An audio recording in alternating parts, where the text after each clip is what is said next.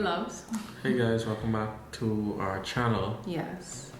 So here today we're talking about how we flew to Romania during the pandemic and what our experience was like and what being in Romania during this time was like. We have a few questions coming in from some of our subscribers and our new subscribers. Thanks for being here.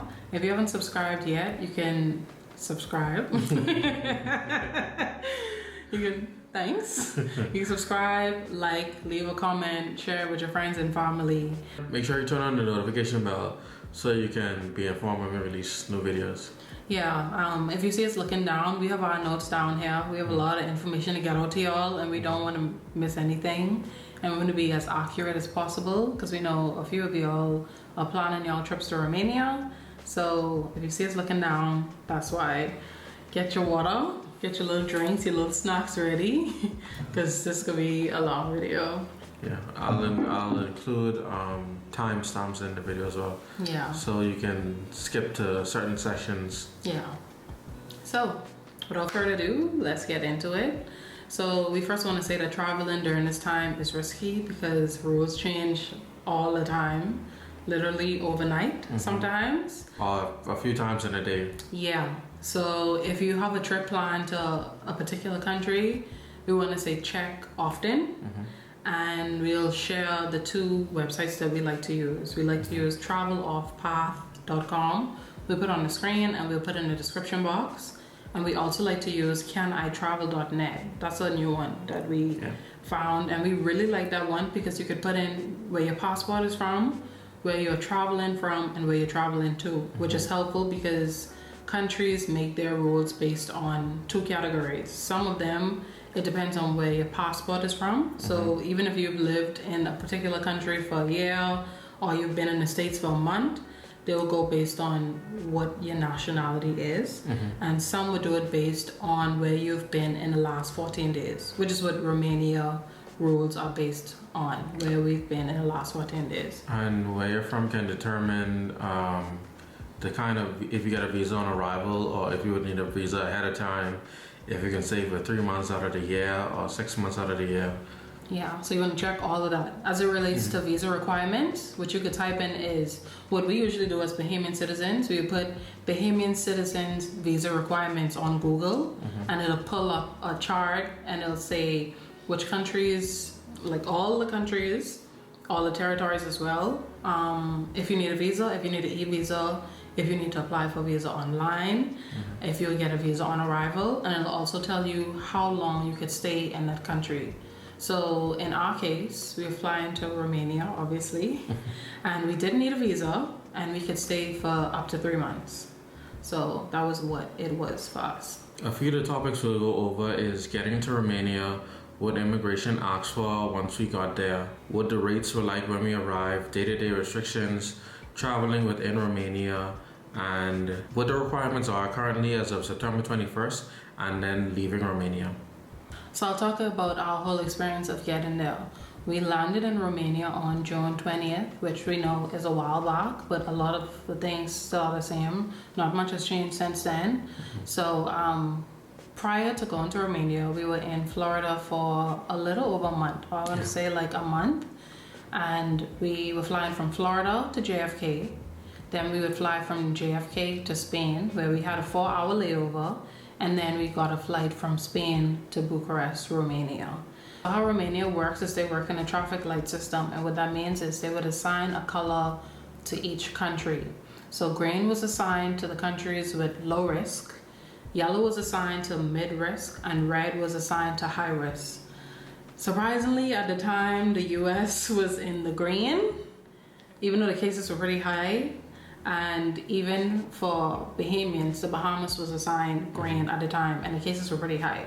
But how they determine these colors is they measure how many cases each country have based on every 1,000 citizens, I would say. So for us, because we were in green, we didn't need a test, and we didn't need a test, and we didn't need to quarantine.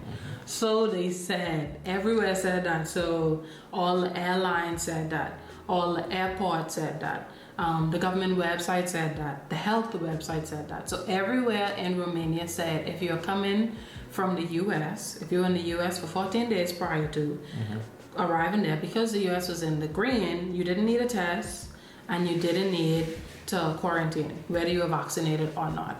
That wasn't the case at all. So in getting there, when we got to the airport in Florida, they automatically asked for a test, which we had because we wanted to be prepared. We took the antigen and the PCR test because they were free. Like, we were coming from the States, they were free. We did the drive-through test and like at Walgreens in Florida. So we had, at the time when we were in Florida, we had the antigen and we were still waiting on our PCR results. So we showed them the antigen test. It was smooth sailing. We ate and then we got on the plane to JFK. Now when we got to JFK, we were still waiting on the PCR test and it came in right in time. But Darian will talk more about the travel issues that we had. So essentially they said we didn't need a test, but we ended up needing it anyway. So we always recommend, if you can, even if the country says you don't need a test, go with a test anyway, because the airlines may say something different or the airport may say something different, even though their website has everything laid out clearly. Just go with a test just in case. Or if you're going somewhere and they say that you can always fill out the form once you get there. If you have access to fill it out ahead of time, I would say fill it out ahead of time and make sure that it's printed and you have a PDF copy of it to show once you get to the counter. Yeah, so to wrap up getting there, they said we didn't need anything to get there, but we took tests just in case. We took the antigen and we took the PCR just in case, which came in handy. So now Darren will talk about our travel day issues that we had. So the hiccup at JFK was that the agents at Delta weren't sure the requirements needed to get into Romania, and they weren't sure what Bahamians needed to get into Romania. Essentially, we only travel with carry-on luggage, and because we couldn't leave airside in Spain, we couldn't check our luggage in because we would have to leave airside to pick up our luggage and check back in, which would require us going through immigration in Spain, which we couldn't do. So we were just telling them, they just assumed that we didn't want to check in our carry-on, and we were telling them like, no, we literally can't check in our carry-on. So they were saying they only had space for one bag, but they ended up having space for two bags. So all of this made the travel day a little more hectic. It wasn't that bad because we know what we need ahead of time, so we know what to expect. And sometimes when you go to these airlines, even though you have all your information and you know what you need, they will try to tell you something different and they will set you up for failure. So it's a good thing to not only know what you need, but be steadfast, be confident in the information that you have and have the various proof to show them different sources. If you know you can't leave airside to pick up your luggage, don't let them force you to check in your carry-on bags, especially when the only reason you don't have space was because of it was their fault because they didn't know what we needed, even though we were showing them all these proof that we didn't need anything. They still took a while. So because of that, they were trying to force us to check in our bags. So we know it could be kind of scary when airlines trying to tell you something, but if you know what you need to have a successful travel day and you know you can't do something, don't let them bully you into doing something. So we were pretty strong in our defense and saying like, hey, we have no choice. The only reason we late right now is because we had to wait on y'all to figure it out.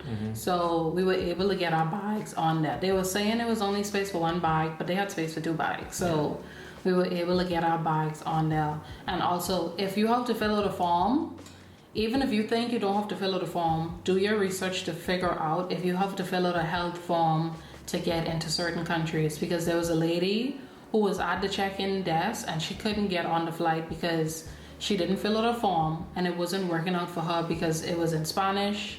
She speaks Spanish and the agents didn't speak Spanish. So the agents weren't trying to help her at all. They were basically like, lady, we don't understand what that means. You need to fill out a form. And she couldn't understand them. And all of this was delaying the flight because her luggage was already on the plane and she wasn't on the plane, and airlines don't take off with an individual's luggage if they're not on the plane. So we had already bought it and then they had to take her luggage off. They had to find her luggage and take it off the plane before we could take off. Yeah, so all in all, that took a while. Thankfully, they boarded early, and by the time we left, they left on time. So, in a nutshell, all that information to say, just expect things to go wrong on travel days, especially now. Like, especially now with different rules and different regulations. Always be extra prepared. Know what you need to do, know what you can and can't do on your layovers, and be very strong in telling the airlines, because the airlines, a lot of them have no idea what these countries require and don't allow you to do. So you already know because you did your research. So exactly. just stick to that and don't allow them to sway you. Exactly, because you'll be the fool at the end of the day, and you'll be stuck.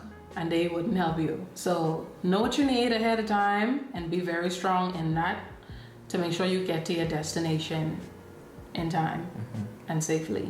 But don't be stressed out. Like, it's easy to get stressed out in those situations. Still be calm. Know that everything will work out because you did your research. You have everything you need. And always have a plan B just in case things don't work out. So we encountered another travel day hiccup, I would say. I wouldn't really call it an issue. But, you know, usually when traveling, you could check in 24 hours ahead of time. During the panorama, you can't really do that because a lot of airlines, they want to make sure you have, like, tests, if that's what you need, if you need a test result. So because we couldn't check in online, we had to figure out how to get our boarding passes when we got to the airport. So when we got to the airport, they were saying that we needed to leave airside and get to the ticket counter to check in and get our boarding passes. But we couldn't leave airside because we were only supposed to be there for a layover, and Spain technically wasn't open for us. Thankfully, we were able to go to the help desk, and the clerk there was able to help us with getting our boarding passes. She had to make a few calls, but funny enough, agents from a different airline came to the back, collected our passports, as well as some other passengers, because we weren't the only ones with this issue. So they collected our passports, and then they went, got all of our boarding passes, and brought it back to us so we could get to our destination. Thankfully, we had a 4-hour layover, so it didn't really cause an issue. All of that probably took like an hour. Yeah. So now we'll talk about what immigration asked for in Romania when we landed. When we landed, there was a section before you got to immigration, which was like the panorama, y'all know the word I saying, section, and they asked if we had vaccine cards. And because we didn't have vaccine cards, they just asked us for test results. So again, like we see, even though they said we didn't need test results, this is the third time we had to show our tests to get into Romania. So it was a good thing that we had them. So I showed him the antigen test. He didn't even need the PCR test. And then I filled out the health form, and he stamped it, and we took that to immigration, and all they asked us was how long we would be in Romania for and what was our reason for being there, and then they let us through. When we got to Romania, the cases were 3 per every 100,000 versus the US where it was 350 per every 100,000. But currently, the cases in Romania went up by a lot. Per every 100,000 now it's 223 cases, so it's a significant jump. Yeah, so the fact that it was so low risk at the time, that made things a lot easier as it relates to living day to day there and like moving around, especially because the restrictions were so relaxed, which we'll get into next. Yeah. So the restrictions, the closing times weren't bad. There wasn't like a curfew or anything at the time. And for the most part, if things closed earlier, they were closed like an hour earlier, nothing crazy. We went into Old Town twice, and we stayed a little later, and when we were leaving, it looked like things were just picking up. And this is probably like around 9-10 o'clock. So it's still a lot you could do day to day. As it relates to like wearing masks, the only time you had to wear a mask was on public transportation and in stores. If you were going into a restaurant, some restaurants you would just walk to the table without a mask, or you'd have to put on your mask to walk to your table. But it was pretty chill. Everybody was walking around without wearing a mask. The cases were very low. It was easy to social distance, so that made the trip really good because it felt kind of it felt pretty normal. So it was nice to have some normalcy in all of this. And we still felt pretty safe. With traveling within Romania, you only had to wear a mask on means of public transportation, so buses, trains, taxis, and so on. And once we got to the mountain area, the restrictions were pretty much the same as other parts of Romania. So now we'll talk about what the requirements are currently in Romania as of September 21st. That's what today's date is when we're filming this.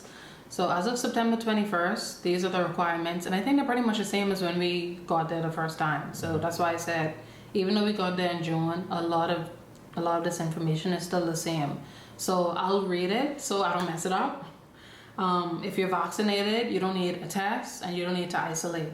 But like we said, always carry a test if it's easy for you to get one. If it's affordable, carry one just in case, because you may have issues on your layovers or with airlines, or when you arrive, depending on which immigration officer you go to, they may say something different.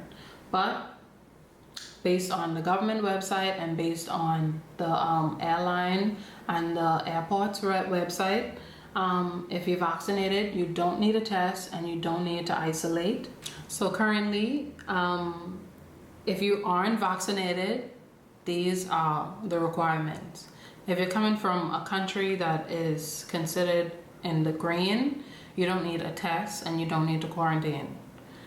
If you're coming from a country that is in the yellow traffic light, you need a PCR test 72 hours prior to arrival. So within 72 hours. It can be above, it could be less than, but at max, by the time you get there, it would have needed to be 72 hours since you took the test. A lot of people have issues with this one, but let's say you take the test on Friday, you have 72 hours from that exact hour to land in Romania. So that's really important.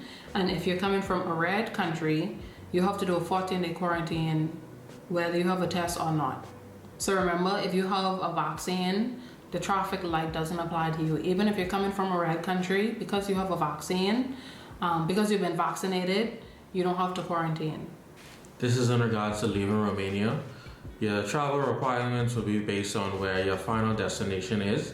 So be sure to check official government websites, airline websites, and official airport website to make sure that they all correlate and they say the same thing, so you won't be blindsided when you get there. Knowing that we didn't need a test for Mexico or Turkey, we didn't take one, but it may be different in your case. So you can Google testing sites in your area to find the closest one to you, or compare prices or whatever to get yourself sorted out with the tests that you may need for where you decide to travel to. Yeah, and in Bucharest, that's where we finished off our trip in Romania. Even though we started in Bucharest, we went to the mountains and we ended it in Bucharest.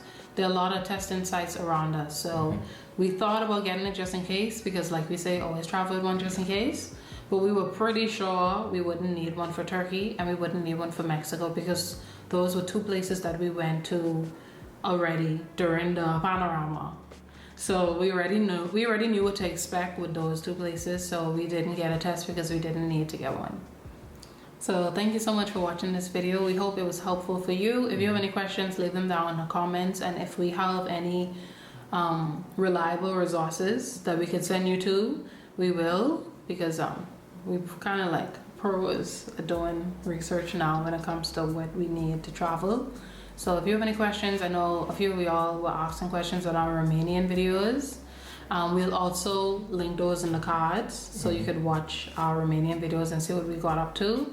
We had a really good time. We were in Romania for a month and a half, and we are gonna film our cost of living video after this, so you can see that as well. We hope you found the information very helpful and you can apply it to your next trip, or if you know someone who's traveling to Romania soon, you can just show them this video and they can go from there. Thanks again. Don't forget to subscribe and leave a comment and like and share with your friends and family. See y'all in our next video. See ya. Bye. Bye. So we landed in Romania on June 20th. Let me say it over. Normal.